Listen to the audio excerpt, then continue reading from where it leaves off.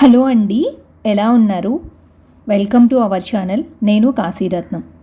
ఇవాల్టి video morning start చేశానండి. మొన్నటి వరకు ఫుల్ ఎండలు, అసలు బాగా వేడిగా అనిపించేది. కానీ ఈ 2-3 డేస్ నుంచి కంప్లీట్గా చేంజ్ అయిపోయింది అనమాట. క్లైమేట్ అయితే చాలా మూడీగా ఉండి మార్నింగ్ ఇక వర్షం స్టార్ట్ అయిపోయింది. మా వారు ఆఫీస్కి వెళ్ళిన తర్వాత ఇక నా పనులు నేను స్టార్ట్ చేస్తున్నానండి. బట్టలు వాషింగ్ మిషన్లో వేస్తున్నాను. బట్టల మిషన్ కూడా ఆన్ చేశానండి. మిగిలిన ఇంట్లో వర్క్స్ అన్నీ కూడా కంప్లీట్ అయిపోయేసరికి బట్టలు కూడా అయిపోతాయి కదా, ఆరేయొచ్చు అనేసి నేను ఇక కిచెన్లోకి వచ్చేసి టీ అనేది పెట్టుకుంటున్నానండి. క్లైమేట్ అయితే చాలా బాగుంది కదా. డైరెక్ట్గా నేను ఈ మధ్య టీ అయితే తాగట్లేదు. బ్రేక్ఫాస్ట్ చేసిన తర్వాతే టీ కానీ కాఫీ కానీ 1 కప్ అయితే తాగుతున్నాను అనమాట. అలాగే టీ తాగిన తర్వాత ఇక వెజిల్స్ ఉంటాయి కదా, అవి కూడా కొన్ని చేతో కడగాల్సినవి కడిగేసి మిగిలిన వెజిల్స్ ఏవైతే ఉన్నాయో అవన్నీ కూడా డిష్ వాషర్ని నింపేశాను. డిష్ వాషర్ కూడా ఆన్ చేసేసానండి. ఈలోపు ఇంకా మళ్ళీ కిచెన్లోకి వచ్చేసి కౌంటర్ టాప్ అలాగే గ్యాస్ స్టవ్ 2 క్లీన్ చేసుకుంటూ ఉన్నాను.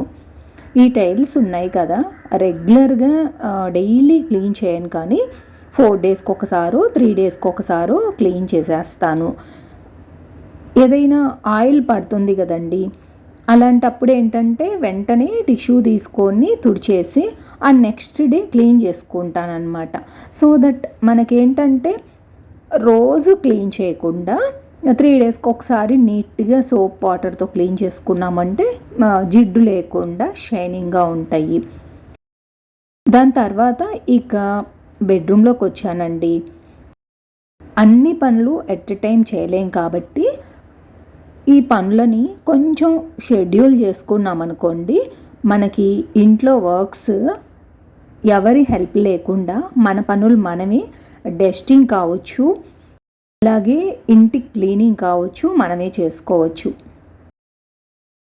చూసారు కదా, ఇంకా కాట్ బెడ్షీట్ తీసేస్తూ ఇలాగే సైడ్ టేబుల్స్ కానీ, మాకు బెడ్రూమ్లో టీవీ యూనిట్ ఉంటుంది, చాలా చిన్నదే లేండి, అది క్లీన్ చేస్తూ ఉన్నాను. At the same time dressing table కూడా క్లీన్ చేస్తున్నాను అనమాట. వీక్లీ వన్స్ అయితే నీట్గా కొలిన్ వేసుకుంటాను. ఇంకా డస్ట్ ఉందంటే 3 డేస్కి ఒకసారి కొలిన్ వేస్తాను. బట్ కార్డ్స్ అవి కూడా అంతే. పనులన్నీ కూడా షెడ్యూల్ చేసుకుంటానండి, ఏ ఏ పనులు ఉన్నాయి ఏంటి అని. రోజుకు కొంచెం కొంచెం వర్క్స్ అయితే ఇంట్లో ఫినిష్ చేసుకుంటాను. ఒకేసారి అన్ని పనులు అయితే నేను పెట్టుకోను.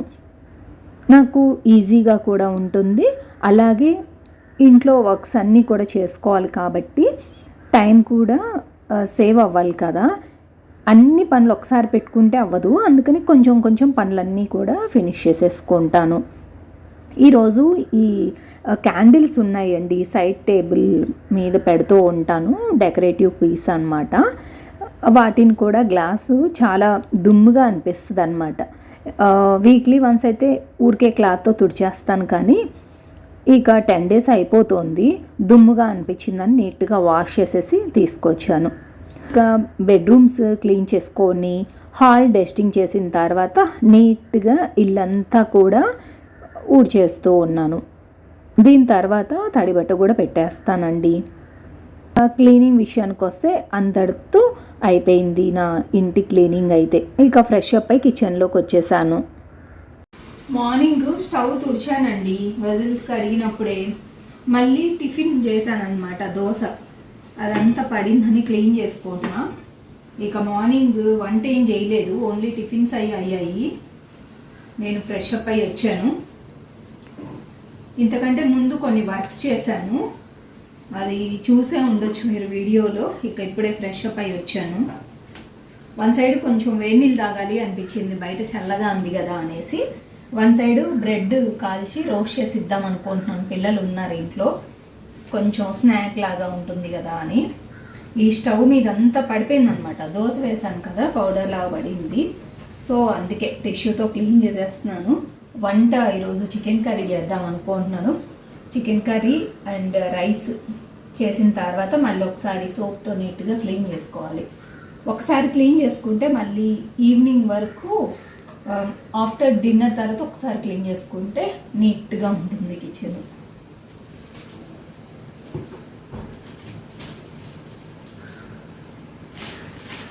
డబుల్గా మీఠా చేద్దాము అని చెప్పి వీట్ బ్రెడ్ కాదు, నార్మల్గా మిల్క్ బ్రెడ్ తీసుకొచ్చాను. అదే కొంచెం రోస్ట్ చేసి ఇస్తా పిల్లలకి.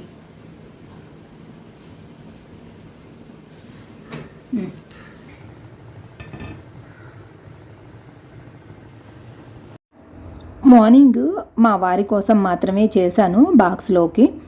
ఇప్పుడు మా కోసం చేసుకుంటున్నాం అనమాట. నేను చికెను వాష్ చేస్తున్నానండి. వాష్ చేసేటప్పుడు కొంచెం పసుపు సాల్ట్ వేసుకొని నీట్గా వాష్ చేసుకుంటాను. ఇలా వేయడం వల్ల ఏంటంటే కొంచెం ఆ స్మెల్ అనేది లేకుండా నీట్గా ఉంటుంది చికెన్ అనేది. నేను అలా వాష్ చేస్తున్నాను అనమాట.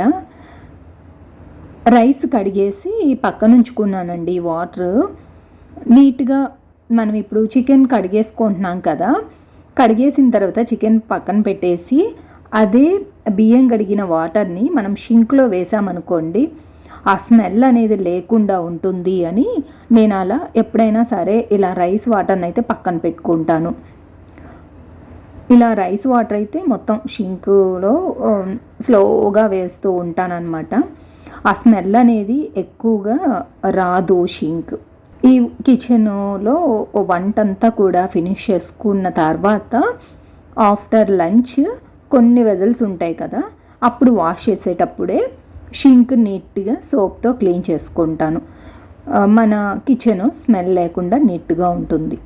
ఏదైనా సరే నాన్ వెజ్ చేసినప్పుడు ఇలాగే రైస్ వాటర్ గినక షింక్లో వేశారంటే షింక్ స్మెల్ లేకుండా శుభ్రంగా ఉంటుంది. చికెన్ని శుభ్రంగా పసుపు సాల్ట్తో క్లీన్ చేసుకున్నాను కదా. ఇప్పుడు ఇందులోకి పసుపు అలాగే కారం. ఈ కారము నేను ఊరి నుంచి తెచ్చుకున్నానండి. అసలు ఎంత కారం ఉందో అందుకే చూసి వేసుకుంటున్నాను. అలాగే కర్డ్ కూడా వేసుకుంటున్నాను. ఒక 2 టేబుల్ స్పూన్లు అయితే వేసుకున్నానండి. ఇలా వేసుకొని ఇందులోకి 1 టేబుల్ స్పూన్ అల్లం వెల్లుల్లి పేస్ట్ కూడా వేసుకున్నాను. ఇప్పుడు గరం మసాలా 1 టేబుల్ స్పూన్ వేసుకున్నాను. అన్నీ కలిసే విధంగా ఒక్కసారి కలుపుకోవాలండి. ఫైనల్గా 1 టేబుల్ స్పూన్ ఆయిల్ వేసుకున్నాను. ఇలా స్పూన్తోనే కలిపేస్తున్నాను. నేను ఆనియన్స్ కట్ చేసుకొని టమాటో కట్ చేసుకునేసరికి చికెను మ్యారినేట్ అవుతుంది కదా అని ఇక కలిపేసి పక్కన పెట్టేస్తున్నాను. ఈలోపు ఆనియన్ టమాటో కూడా కట్ చేసుకుంటానండి. ఎప్పుడైనా చికెన్ కర్రీ నేను కుక్కర్లోనే చేసేస్తాను. కొంచెం తక్కువ విజిల్స్ పెట్టుకున్నాము అంటే చాలా క్విక్గా అండ్ టేస్టీగా చేసుకోవచ్చు. చూసారు కదా, కలిపేసాను. ఇక పక్కన పెట్టేసి ఆనియన్ అలాగే టమాటో కట్ చేస్తున్నాను.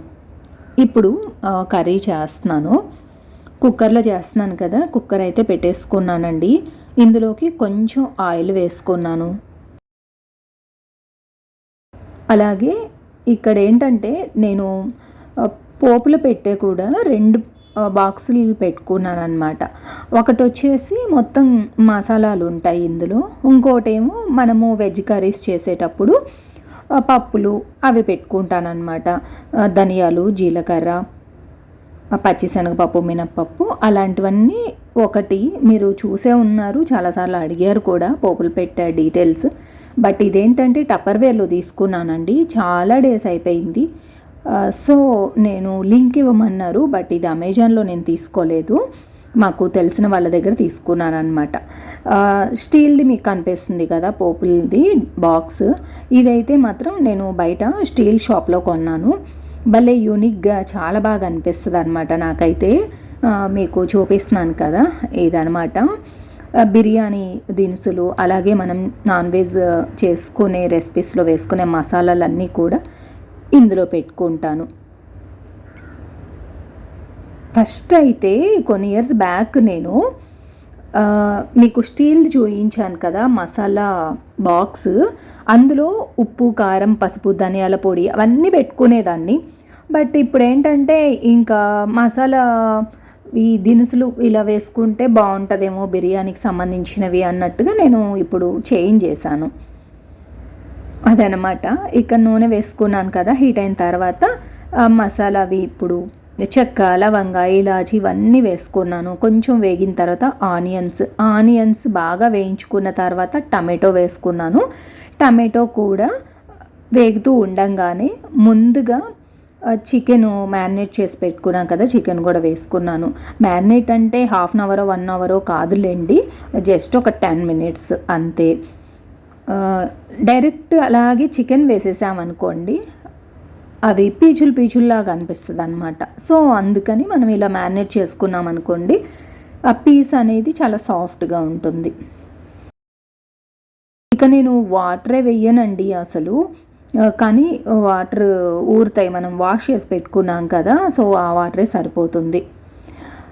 చికెన్ అయిన తర్వాత మేము తిన్న తర్వాత కొంచెం సేపు అలా మూవీ చూసుకుంటూ పడుకున్నాను అనమాట.